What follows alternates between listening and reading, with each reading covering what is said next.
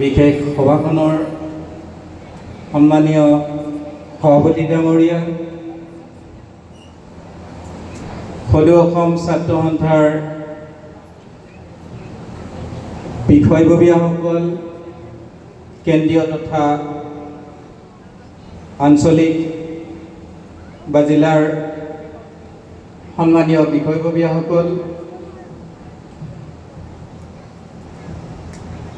বীৰ ৰাঘৱ চৰকাৰী আদৰ্শ মহাবিদ্যালয়ৰ সন্মানীয় অধ্যক্ষ মহোদয়, মঞ্চত উপস্থিত ডুমডুমাৰ বিশিষ্ট ব্যক্তিসকল,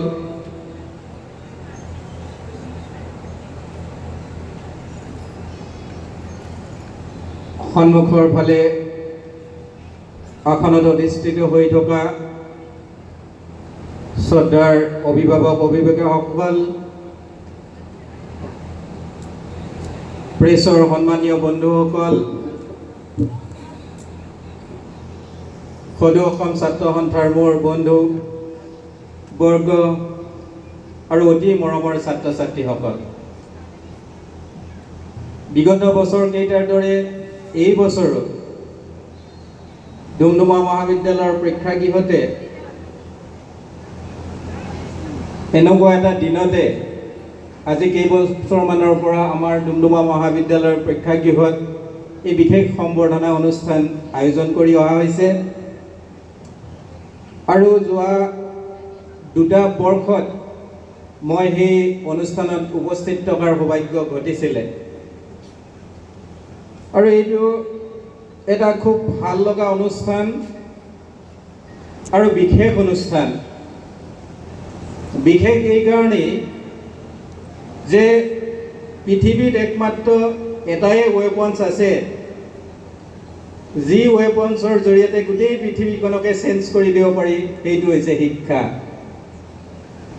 আৰু সদৌ অসম ছাত্ৰ সন্থাই আন আমাৰ যি জাতীয় সমস্যা, সেই সমস্যাবিলাকক বাদেও প্ৰধানত এটা সমস্যাৰ ওপৰত গুৰুত্ব আৰোপ কৰি আহিছে, সেইটো হৈছে শিক্ষা।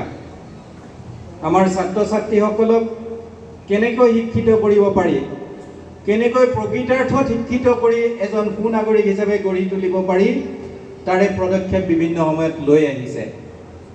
আৰু মই ভাবোঁ ভাৰতবৰ্ষত বিভিন্ন ৰাজ্যত বিভিন্ন সংগঠন বা সংস্থা আছে যদিও সদৌ অসম ছাত্ৰ সন্থাৰ নিচিনা ইমান সক্ৰিয় সংস্থা হয়তো ভাৰতবৰ্ষত বা পৃথিৱীৰ বিভিন্ন ৰাষ্ট্ৰত নোলাব।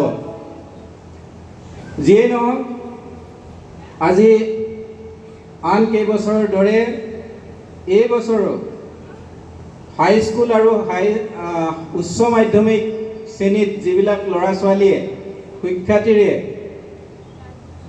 পৰীক্ষাত অৱতীৰ্ণ হৈ পাছ কৰিলে, সেইসকলক আমি সম্বৰ্ধনা জনাম। সেইসকল সম্বৰ্ধিত হ'বই কাৰণ তেখেতসকলে পৰীক্ষাত ভাল নম্বৰ পাইছে। মই ভাবোঁ যে তেখেতসকলে ফাৰ্ষ্ট ডিভিজনৰ ওপৰত পাইছে, সেইকাৰণে হয়তো আজি ইয়াত তেখেতসকলক আমন্ত্ৰণ কৰা হৈছে। আমি তেখেতসকলক এটা মাৰ্কেৰে জুখি চাইছোঁ যে যিসকলে পৰীক্ষাটোত কেৱল মাথো নম্বৰ বেছি পাইছে, সেই ল'ৰা ছোৱালীখিনিক আজি আমি সম্বৰ্ধনা জ্ঞাপন কৰিম। তাৰ লগতে এইটো কথাও আমি গুৰুত্ব বা আমি দি আছোঁ যে যিসকলে পৰীক্ষাত কম নম্বৰ পালে, তাৰ সংখ্যাই কিন্তু অধিক।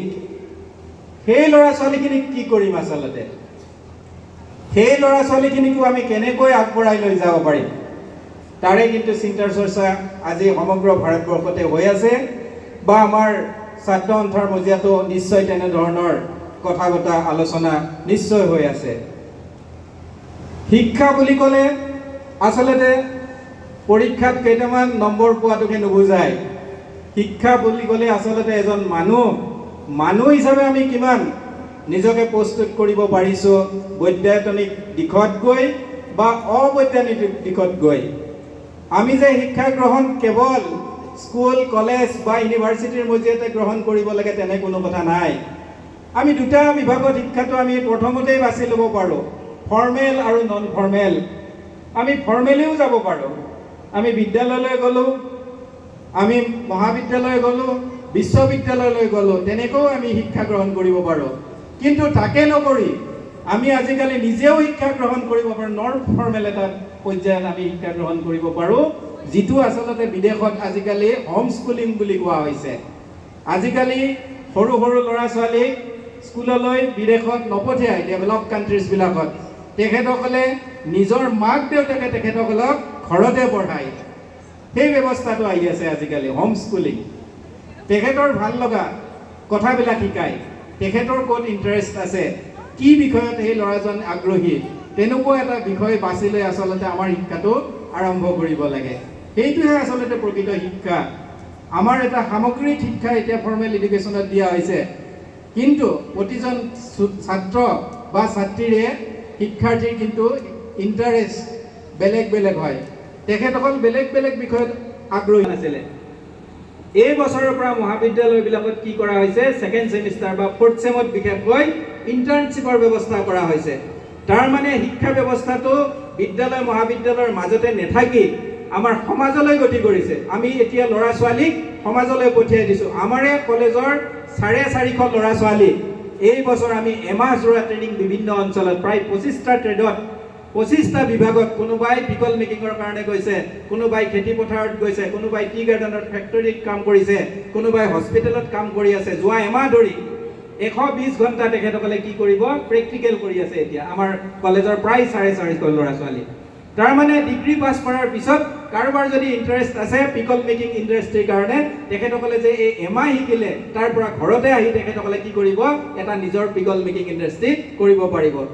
আমাৰ কলেজত আমি বিভিন্ন ধৰণে পদক্ষেপ গ্ৰহণ কৰিছোঁ। আমি তাঁতশাল আনিছোঁ, শাল আনি এতিয়া গামোচা আমি ববৰ কাৰণে ল'ৰা ছোৱালীবিলাকক ট্ৰেইনিং দিয়াৰ ব্যৱস্থা কৰিছোঁ। তাৰমানে এইটো হ'ব নালাগে যে এখন চাৰ্টিফিকেট পালে ডিগ্ৰীৰ পাছত বা হায়াৰ ছেকেণ্ডেৰীৰ পাছত তাৰপিছত সেই চাৰ্টিফিকেটখনেৰে কি কৰিব, স্কিলৰ ওপৰত কোনো ব্যৱস্থা নাছিলে। এতিয়া আমি আমাৰ শিক্ষা ব্যৱস্থাটোক কৰিবলৈ কি গৈছোঁ, কি স্কিল ডেভেলপমেণ্টৰ কাৰণে গুৰুত্ব দিবলৈ গৈছোঁ।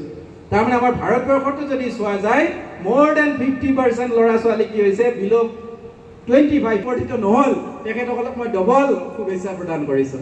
কেলেই কৰিছোঁ, একচুৱেলি তেখেতসকলেহে আমাৰ সমাজখন ৰক্ষা কৰে। আপোনালোকে চাব, যিবিলাক IIT আগতে আমাৰ স্বাধীনতাৰ পিছত 7খন IIT প্ৰতিষ্ঠা কৰিছিলে, যে টেকন'লজিৰ ক্ষেত্ৰত যাতে ভাৰতবৰ্ষ আগুৱাই যায়। এতিয়া দেখা গৈছে যে আমাৰ ভাৰতবৰ্ষত IITৰ সংখ্যা 23খনলৈ বাঢ়িলে, IIMৰ সংখ্যা আৰু বাঢ়িলে। আমি এনেকৈ ধৰি লৈছোঁ যে IITত চিট পোৱা, IIMত চিট পোৱা ল'ৰা ছোৱালীবিলাক আমাৰ সমাজৰ অগ্ৰণী ল'ৰা ছোৱালী। কিন্তু প্ৰকৃতাৰ্থত দেখিব, চৰকাৰে lakhs of rupees তেখেতসকলৰ কাৰণে পাৰ এনাম খৰচ কৰে, তাৰপিছত তেখেতসকলে কি কৰিব, যিয়ে নহওক বাৰু, মই কি কৈ আছিলোঁ যে IITত যিবিলাক 5th ছেমিষ্টাৰ পালে, সেই ল'ৰা ছোৱালীবিলাকে এটা ভাবি লয় যে কেতিয়া কেম্পাছ ইণ্টাৰভিউ হয়, কেতিয়া কেম্পাছ ইণ্টাৰভিউ হয়, আৰু তেখেতসকলে বিদেশলৈ ঢাপলি মেলে। আচলতে বিদেশত আছে কি, মই 100% ল'ৰা ছোৱালীৰ কথা মই কোৱা নাই, কিন্তু more than 90% ল'ৰা ছোৱালী কি কৰে, বিদেশলৈ যাত্ৰা কৰে। তাৰমানে আমি তেখেতসকলক পঢ়ালোঁ আৰু তাৰপিছত ছাৰ্ভিচটো দিছেগৈ ক'ত, বিদেশত দিছেগৈ। আৰু খুব কম সংখ্যক ল'ৰা ছোৱালীয়ে কি কৰিব, IITত পঢ়ি ভাৰতবৰ্ষত বা আমাৰ অসমত ছাৰ্ভিচ কৰিবলৈ ইচ্ছুক হয়।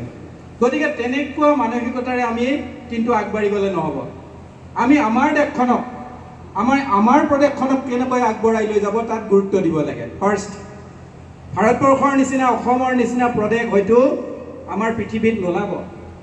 আপোনালোকে চাওক, অসমত কি নাই, অসমৰ ক্লাইমেট চাওক, অসমৰ মাটি চাওক, অসমৰ